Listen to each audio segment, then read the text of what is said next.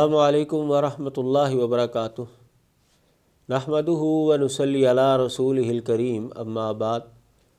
औज़ु बिल्लाहि स्समीइल अलीम मिनश शैतानिर रजीम मिन हमज़िही व नफ़्ख़िही व नफ़्सिही। बिस्मिल्लाहिर रहमानिर रहीम।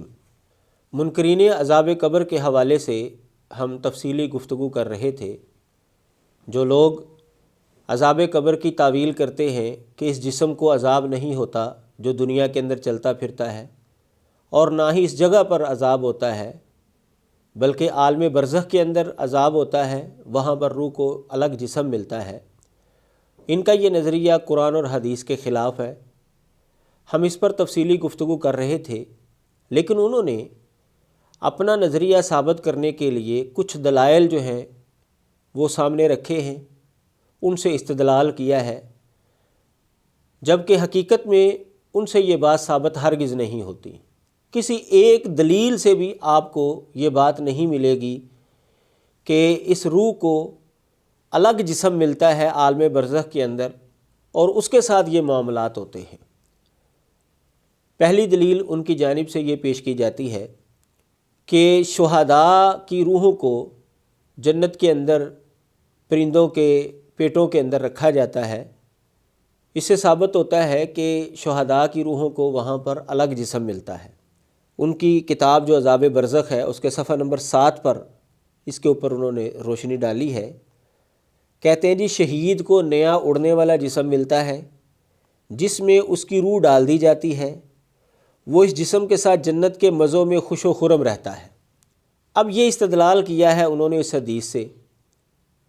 अब आप उस हदीस को जब देखेंगे तो आपको वहाँ पर हरगिज़ ऐसा लफ्ज़ नहीं मिलेगा जिसका ये माना हो या ये मतलब हो कि रूह को अलग जिस्म मिला है, बल्कि वहाँ पर आपको ये मिलेगा कि शुहदा की रूहों को परिंदों के पेट के अंदर रखा जाता है। ये नहीं कहा गया वहाँ पर कि उन रूहों को अलग जिस्म मिलता है परिंदों वाला, ऐसा नहीं है। अब ये रूहों को परिंदों के पेट के अंदर जब रखा जाता है तो ये परिंदे उनके लिए बतौर सवारी होते हैं। जैसा हवाई जहाज़ के अंदर आप सफ़र करें तो जो सवारियां होती हैं वो हवाई जहाज़ के पेट के अंदर होती हैं। तो क्या इन सवारियों को वो हवाई जहाज़ का जिस्म मिल गया है? ऐसा हरगिज़ नहीं है। जिस्म मिलने वाला कोई लफ्ज़ नहीं है। ये बात साबित होती है कि रूहों को उस परिंदे के पेट के अंदर रखा जाता है और वो जन्नत के अंदर वो परिंदा उड़ता फिरता है और रूहें जो है वो मज़ा करती हैं। ठीक है, ये बात साबित होती है। अब इससे ये अख़ज़ करना कि दुनियावी जिस्म जो है इसके साथ कोई मामला नहीं होता, रूह को अलग जिस्म मिल जाता है, ये हरगिज़ साबित नहीं होता। बल्कि हदीस मुबारका को हम देखते हैं तो पता चलता है कि शहीद का जो जिस्म है दुनिया के अंदर मौजूद है उसके साथ भी मामलात होते हैं। वो क्या है हदीस? अगर आप देखेंगे सही मुस्लिम के अंदर हदीस है। हज़रत जाबिर रज़ी अल्लाह ताला अन्हु अपने वालिद के हवाले से बयान करते हैं। वो ग़ज़वा उहद के अंदर शहीद हो गए थे उनके वालिद, और उनका मुसला कर दिया गया था। उनके नाक, आँखें, कान जो है वो सारे जो है वो ख़त्म कर दिए गए, तो वो पहचाने नहीं जा रहे थे। तो उनकी अजीज़ा ने आकर जो है उनको पहचाना और वो रोना शुरू हो गई। तो अल्फाज हैं, नबी अलैहिस्सलातु वस्सलाम ने वहाँ पर ये अल्फाज इरशाद फरमाया, तब की है औला, इसके ऊपर तुम रो या ना रो। मा ज़ालतिल मलाइका तो तुज़िल्लुहु बिअजनिहतिहा हत्ता रफ़अतमुहु। फरिश्ते जो है वो अपने परों का साया इस पर किए हुए थे हत्ता कि तुमने इसकी मैयत को उठाया, यानी इसको दफनाने के लिए जब तुमने उठाया तो फिर फरिश्ते जो है उन्होंने परों का साया करना छोड़ दिया। इस हदीस से ये बात वाज़ेह तौर पर मालूम हो रही है कि शहीद का जो जिस्म है उसके साथ भी मामलात होते हैं। और फिर जैसा कि पिछले प्रोग्रामों के अंदर वाज़ेह तौर पर यह बात बताई गई कि मैयत के साथ सवाल व जवाब वाला मामला, राहत और अज़ाब वाला मामला होता है, और मैयत इसी दुनियावी जिस्म को कहा जाता है जिससे रूह जुदा हो जाए। दूसरी दलील उनकी जानिब से ये दी जाती है کہ قرآن مجید میں لکھا ہوا ہے فرعون کی لاش کے حوالے سے کہ اس کو محفوظ جو ہے وہ رکھا جائے گا، النار یعرضون علیہا غدوا و عشیا، کہ آگ جو ہے نا اس کے اوپر ان کو پیش کیا جاتا ہے صبح اور شام۔ اب کہتے ہیں کہ دیکھو جی ان کو کوئی لگتا ہے کہ الگ جسم ملا ہے جس کو آگ کے اوپر پیش کیا جاتا ہے، وگرنہ یہ جو جسم وہ غرق ہونے والوں کا تھا ان کے ساتھ تو فرعون بھی تھا، تو فرعون کی لاش جو ہے وہ دنیا کے اندر موجود ہے، اس کو تو کسی نے نہیں دیکھا کہ صبح شام آگ پر پیش ہوتی ہے۔ معلوم ہوا کہ روح کو مرنے کے بعد الگ جسم ملتا ہے، اس کو جو ہے وہ آگ کے اوپر پیش کیا جاتا ہے، وگرنہ یہ جو جسم ہمیں نظر آ رہا ہے دنیا کے اندر فرعون کی لاش، اس کو بھی آگ پر پیش کیا جاتا اور یہ ہمیں نظر آ رہا ہوتا، تو ایسا نہیں ہے۔ وہ لکھتے ہیں اپنی کتاب عذاب برزخ کے صفحہ نمبر 3 پر، لہٰذا کوئی ایسا جسم ملا ہے جو عذاب برداشت کرنے والا ہے جو جسد عنصری بہرحال نہیں ہے۔ یہ ان کا استدلال ہے اور یہ حوالہ ہے اس کا۔ جب آپ اس کی حقیقت کے اندر جائیں گے تو آپ کو قرآن مجید کی اس آیت میں ہرگز ایسا لفظ نہیں ملے گا کہ جس کا یہ معنی ہو یا یہ مطلب ہو کہ فرعون کو اور آل فرعون کو غرق ہونے کے بعد ان کی روحوں کو الگ نیا جسم ملا ہے، ایسا کوئی لفظ نہیں۔ یہ صرف ان کے فہم کے اندر ایک چیز تھی، انہوں نے اس کے تناظر میں آیت کو دیکھا تو ان کو وہی بات جو ہے وہ نظر آنا شروع ہو گئی۔ مثال کے طور پر ہمارے ہاں ایک محاورہ چلتا ہے کہ ساون کے اندھے کو جو ہے نا ہر چیز ہری ہی نظر آتی ہے۔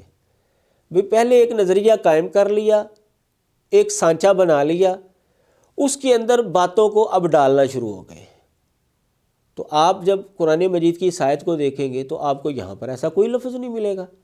زیادہ سے زیادہ جو ان کی بات بن رہی ہے وہ یہ کہ جو فرعون کی لاش یہاں پر موجود ہے، ہمیں نظر آ رہی ہے دنیا میں،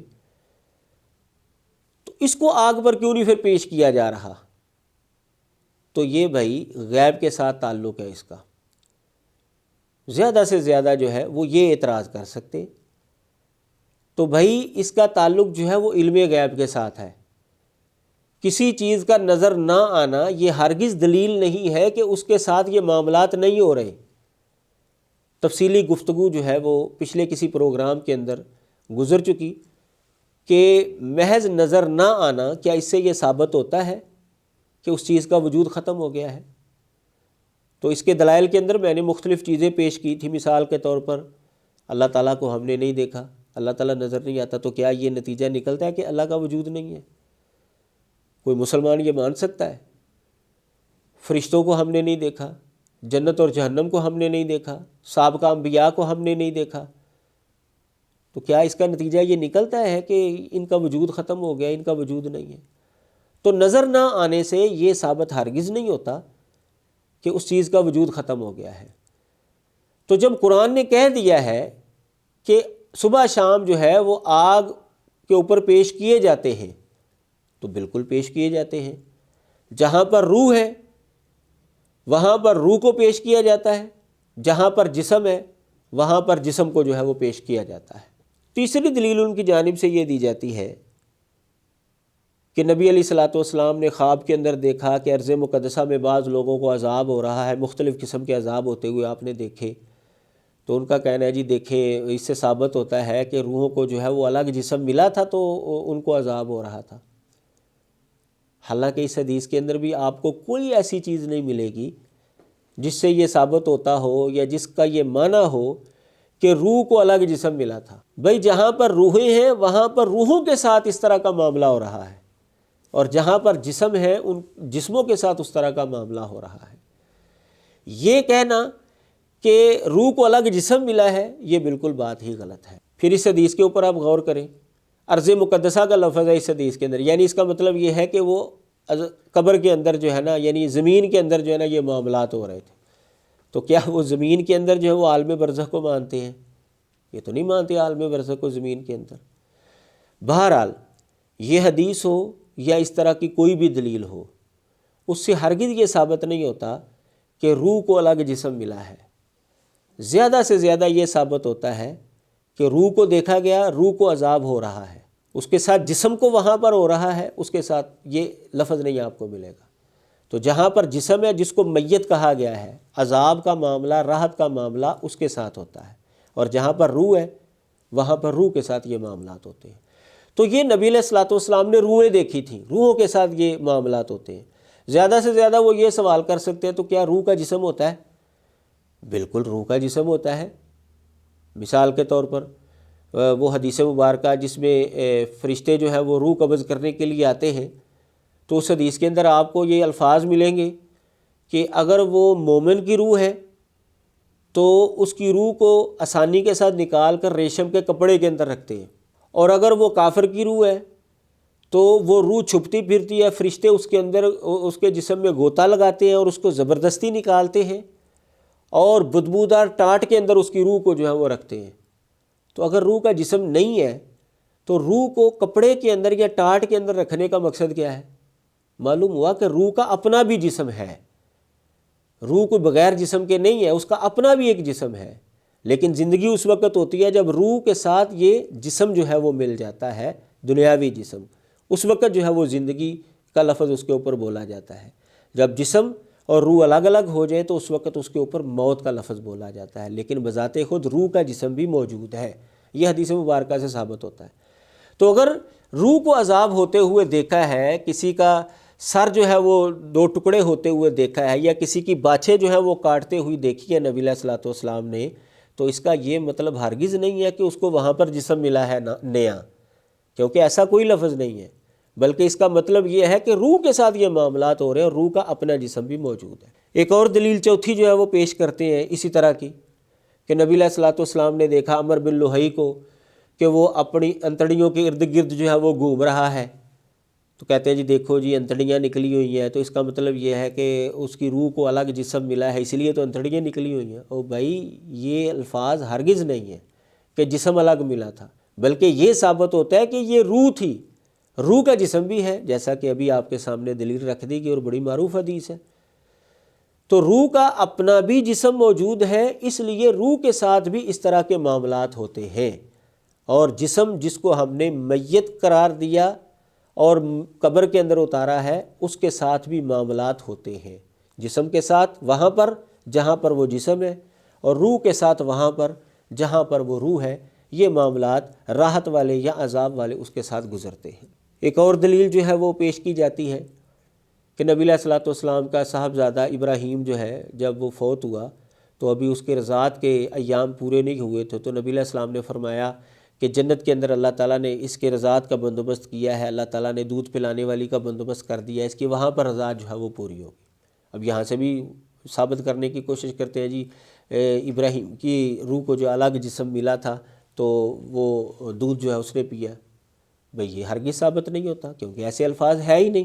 یہ ثابت ہوتا ہے کہ روح کے ساتھ یہ معاملات ہو رہے ہیں، کیونکہ روح جو ہے وہاں پر گئی ہے اور روح کا جسم اپنا موجود ہے، جیسا کہ آپ کے سامنے بات رکھی گئی۔ یہ دلیل ہو یا اس طرح کی کوئی بھی دلیل ہو، اس سے یہ ثابت ہوتا ہے کہ روح کے ساتھ بھی معاملات ہوتے ہیں، جیسا کہ میں نے شروع میں بھی یہ بات واضح کر دی تھی، اور اپنے پروگراموں کے اندر گاہے بگاہے میں نے اس بات کو دہرایا بھی ہے، اور آج پھر دہراتا ہوں کہ ہمارا موقف یہ ہے کہ مرنے کے بعد روح کے ساتھ بھی راحت اور عذاب والا معاملہ ہوتا ہے اور جسم کے ساتھ بھی ہوتا ہے۔ جہاں پر روح ہوتی ہے وہاں پر روح کے ساتھ، اور جہاں پر جسم ہوتا ہے وہاں پر جسم کے ساتھ یہ معاملات ہوتے ہیں۔ جب ہم یہ نظریہ سمجھ لیتے ہیں تو دلائل کو سامنے رکھتے ہیں تو بالکل یہی نظریہ ہمیں واضح طور پر سمجھ میں آتا ہے کہ جسم کے ساتھ معاملات ہو رہے ہیں جہاں پر جسم ہے، اور جو روح ہے جہاں پر وہاں پر روح کے ساتھ معاملات ہو رہے ہیں۔ آخر میں آپ کے سامنے 2 باتیں رکھتا ہوں جو کہ غور و فکر کے لیے ہیں، کہ آخر وجہ کیا ہے کہ یہ لوگ مرنے کے بعد روح کو الگ جسم ملنے کے قائل ہیں۔ میں جہاں تک بات کو سمجھا ہوں شاید وہ یہ خیال رکھتے ہیں کہ روح کا اپنا وجود نہیں ہے، روح کے ساتھ یہ اکیلی روح کے ساتھ یہ راحت اور عذاب والا معاملہ نہیں ہو سکتا، لہٰذا اس کو الگ جسم جو ہے وہ ملے گا تو پھر اس کے ساتھ یہ معاملات ہوں گے تو وہ احساس رکھے گی۔ تو یہ بنیادی غلط ہے، جیسا کہ میں نے واضح کر دیا۔ حدیث مبارکہ سے یہ بات سمجھ میں آتی ہے کہ روح کا اپنا جسم موجود ہے۔ جب روح کا اپنا جسم بھی موجود ہے لہٰذا الگ نیا جسم ملنے کی کوئی حاجت ہی باقی نہیں رہتی، کوئی ضرورت ہی نہیں رہتی، اور مزید جیسا کہ میں نے پہلے بھی واضح کیا کہ الگ جسم جو ہے اس کا تو قصور ہی نہیں ہے، مزے تو لیے ہیں اس جسم نے جو دنیا کے اندر چلتا پھرتا تھا، اللہ کی نافرمانی اور بغاوت تو اس نے کی ہے، نبی کی مخالفت تو اس جسم نے کی ہے۔ جو جسم روح کو بقول ان کے وہاں پر مل رہا ہے، بھائی اس کو کس عمل کی سزا مل رہی ہے؟ اس نے تو کوئی برا کام کیا ہی نہیں، نہ کوئی اس نے اچھا کام کیا ہے، نہ کوئی اس نے برا کام کیا ہے، نہ اس کے ساتھ راحت والا معاملہ ہو سکتا ہے، نہ ہی اس کے ساتھ عذاب والا معاملہ ہو سکتا ہے۔ آخر کیا وجہ ہے کہ وہاں پر جو الگ جسم جو ہے وہ دیا جا رہا ہے؟ تو یہ عقلی اعتبار سے بات غلط ہے۔ اور دوسری بات کہ یہ لوگ اپنی طرف سے یہ باور کرواتے ہیں کہ ہم نے یہ نظریہ اس لیے قائم کیا ہے تاکہ دنیا کے اندر شرک کا چور دروازہ بند ہو جائے۔ کہتے ہیں جی اگر آپ کہتے ہیں کہ اس جسم کے ساتھ یہ معاملات ہوتے ہیں، یہ جسم جو ہے یہ میت جس کو قبر کے اندر اتارا جاتا ہے یہ آواز سنتی ہے، آہٹ سنتی ہے اور روح اس کے اندر لٹائی جاتی ہے سوال و جواب کے لیے، تو اس کا مطلب یہ ہے کہ پھر تو وہ زندہ ہو گیا نا، تو جب زندہ ہو گیا تو پھر لوگ اس کو پکاریں گے، جب اس کو پکاریں گے تو وہ شرک لازم آئے گا، جب اس کے سامنے اپنی حاجات رکھیں گے، اس کو مشکل کشا سمجھیں گے تو اس سے شرک لازم آتا ہے۔ لہٰذا ہم اس بات کے قائل ہیں کہ اس جسم کے اندر روح لٹائی نہیں جاتی، اس جسم کے ساتھ معاملات ہوتے ہی نہیں ہیں، سوال و جواب وہ الگ جسم ملتا ہے روح کو، وہاں پر یہ سوال و جواب ہوتے ہیں۔ تو وہ اپنی طرف سے جو ہے نا یہ ایک نظریہ پیش کرتے ہیں، تو حالانکہ آپ غور کریں وہ بذات خود یہ چور دروازہ کھول رہے ہیں۔ وہ ایسے کہتے ہیں جی زندگی نام ہے روح اور جسم کے اتصال کا، لہذا ہم قائل ہی نہیں ہیں، لہذا یہ چور دروازہ بند، لیکن کہتے کیا ہے کہ روح کو وہاں پر الگ جسم ملتا ہے عالم برزخ میں۔ وہ عالم برزخ ہے کہاں پر وہ ان کو بھی نہیں پتہ، بہرحال تو وہاں پر روح کو الگ جسم ملتا ہے عالم برزخ کے اندر، تو وہ اس کے ساتھ یہ معاملات ہوتے ہیں۔ تو اس کا مطلب یہ ہوا کہ جب روح کے ساتھ جسم مل جائے تو پھر وہ تو ہو جاتی ہے زندگی، جیسا کہ یہ خود کہتے ہیں۔ تو اگر روح کے ساتھ جسم ملنے سے زندگی ہو گئی تو پھر جس چور دروازے کو وہ بند کرنا چاہتے تھے وہ چور دروازہ تو انہوں نے چوپٹ کھول دیا کہ زندگی تو وہ مان گئے مرنے کے بعد، اور پھر وہ لوگ اس کو اگر پکاریں گے، اس کے سامنے حاجات رکھیں گے تو پھر یہ کیسے اس کو روک سکتے ہیں؟